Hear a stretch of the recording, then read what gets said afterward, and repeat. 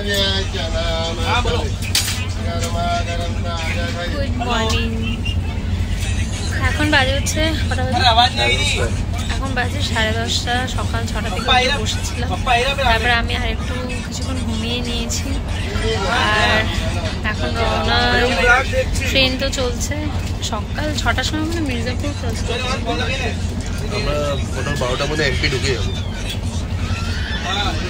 Expected রাত্রি 9:30টার মধ্যে হয়তো উজ্জয়ন ঢুকবো, যদি না লেট হবে না। 10টা বাজবে, 9:55 টাইম আছে। 10টা খুব বোর লাগছে, কিচ্ছু করার হবে না।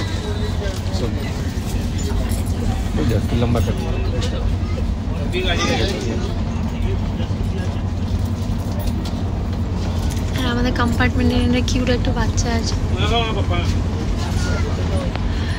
একে দেখে দেখে আমাদের সময় কেটে যাচ্ছে। তারপরে কিছুক্ষণ পর একটা স্টেশনে এসে দাঁড়িয়েছিল ট্রেনটা কিছুক্ষণের জন্যই, আর রিতেশ ইন দ্য মিন ওয়াইল কিছু স্ন্যাক্স নিতে গেছিলো। যদিও বা এখান থেকে আমি ওকে বলেছিলাম ফ্রুটি টুটি আনতে। তারপরে ট্রেনটা রওনা দিয়ে দিয়েছিলো, আর প্রত্যেকটা স্টেশনেই মেবি জাস্ট ওই 2 মিনিটস 5 মিনিটসের জন্য দাঁড়াচ্ছে। তো আরেকটা স্টেশন থেকে আমি পেঁয়াজি, তারপরে বিস্কিট, কেকও নিয়েছিলাম। তারপরে আবার ট্রেনটা এগিয়ে যাচ্ছে।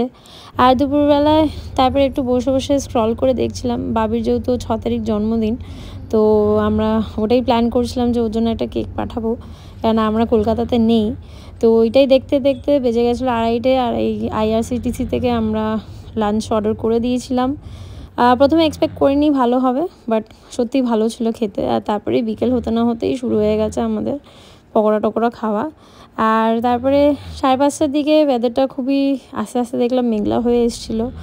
আর একটু এগিয়ে যাওয়ার পরেই কিছু কিছু জায়গায় বৃষ্টিও হচ্ছিলো। দেখতেই পাচ্ছ মেঘটা ওপরে কতটা সুন্দরভাবে তৈরি হয়েছে।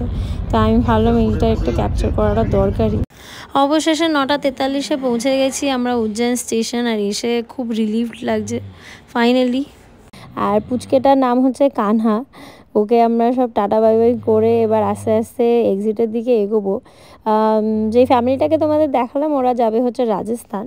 তো এখান থেকে ও যেহেতু ওদের চেনা জায়গা, তো ওদেরকেই জিজ্ঞেস করলাম যে এক্সিটটা কোন দিকে আছে, আর ওরা বলেও দিল।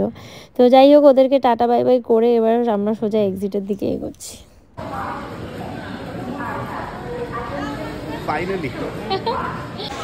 পুরো বিধ্বস্ত অবস্থা, আর একদম মানে সারাদিন শুয়ে শুয়ে মানে হাত পা ব্যথা হয়ে গেছে মানে।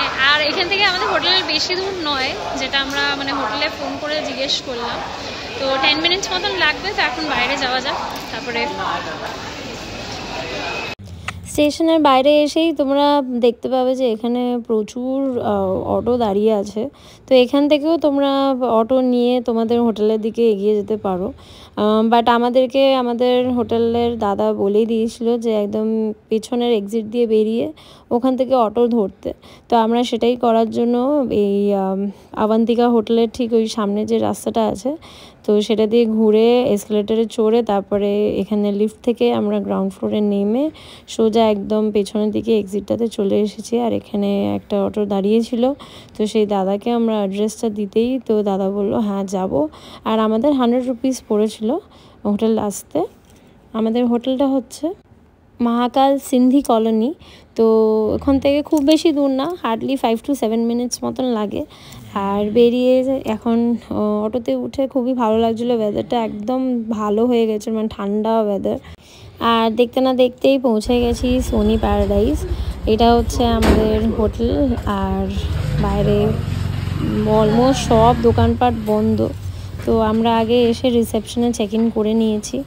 চেক ইন করেই তারপরে লিফটে করে চলে গেলাম আমাদের সেকেন্ড ফ্লোরে। আমাদের রুম নাম্বার হচ্ছে 201। আর এই দাদা ওখানে আমাদেরকে হেল্প করছিল, উনি এখানকার স্টাফ হন। উনি খুব যত্ন সহকারে আমাদের লাগেজগুলো সব রেখে দিয়েছিলেন। আর তারপরে আমাদের ডিনারের জন্য অর্ডার নিয়ে সোজা চলে গেলেন, বিকজ আমাদের জন্যই কিচেনটা খুলে রাখা হয়েছিল। আর এখানকার হোস্ট যিনি দাক্ষ, উনিও খুব ভালো। তো ওনার সাথে কথা বলেও খুব ভালো লাগলো। তোমাদেরকে অতি অবশ্যই নাম্বারগুলো দিয়ে রাখবো। তো স্টেশনে আমরা 12 মিনিট বিফোর টাইম পৌঁছেছি। এখানে অ্যারাইভাল টাইম ছিল 9:55, বাট আমরা 9:43 নাগাদ উজ্জয়ন স্টেশনে নামলাম। নেমে বেরিয়ে আমরা অ্যাকচুয়ালি উজ্জয়নের মেন গেট দিয়ে বেরিয়েছি স্টেশনের। তো সেখান থেকে মহাকাল সিন্ধি কলোনি, যেখানে হোটেল সোনি প্যারাডাইসটা লোকেটেড, সেটা ওটার ব্যাক সাইড দিয়ে বেরোতে হয়। তো আমাদের আবার ফেরত এসকেলেটার নিয়ে এসে ব্যাক সাইড দিয়ে এক্সিট করলাম, করে ওখান থেকে অটো ধরলাম। অটো ধরে 5 মিনিটস লাগলো হোটেল সোনি প্যারাডাইস পৌঁছতে।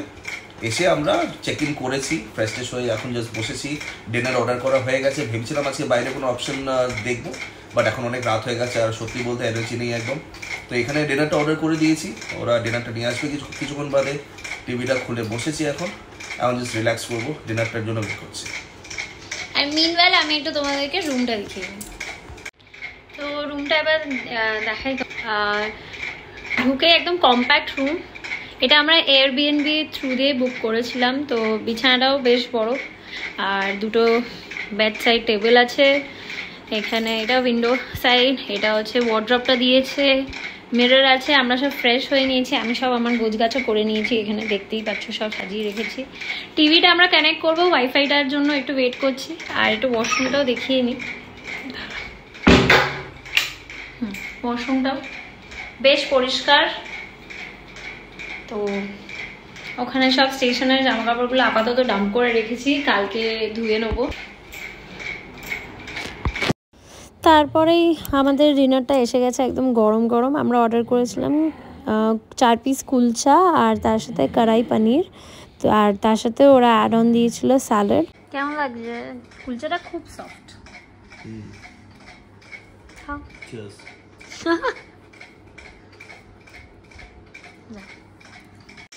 খাবারটা জাস্ট দারুণ ছিল, খুব ভালো খেয়েছি। একদম মন একদম পুরো মানে ফুর্তি ফুর্তি হয়ে গেছে খাবারটা খেয়ে। এখন অবশ্য বাজতে যায় 12টা। আজকে তারপর একটু পরেই বাবিকে ফোন করবো, বিকজ বাবির 6 সেপ্টেম্বর জন্মদিন। তো ওর জন্য অলরেডি আমরা কেক পাঠিয়ে দিয়েছি, দাদা রিসিভও করে নিয়েছে। বাট আই ডোন্ট নো ও জানে কি না, কারণ ও বাড়িতে ছিল না লাকিলি। তো এখন রাতে ও যদি কেক কাটে তো খুবই ভালো। তো ওকে কল করব, ওকে উইশ করব। আর ভিডিওটাও আস্তে আস্তে এখানেই এন্ড করছি। দেখা হচ্ছে তোমাদের সাথে কালকে, ফার্স্ট ডে ইন উজ্জয়ন। কাল থেকে শুরু হবে নতুন একটা পুরো এপিসোড। কোথায় কোথায় যাচ্ছি, কি খাচ্ছি, কি করছি, সব তোমাদের সাথে শেয়ার করবো। Till then take care, bye. আর হ্যাঁ, লাইক শেয়ার সাবস্ক্রাইব করতে কিন্তু একদম ভুলো না।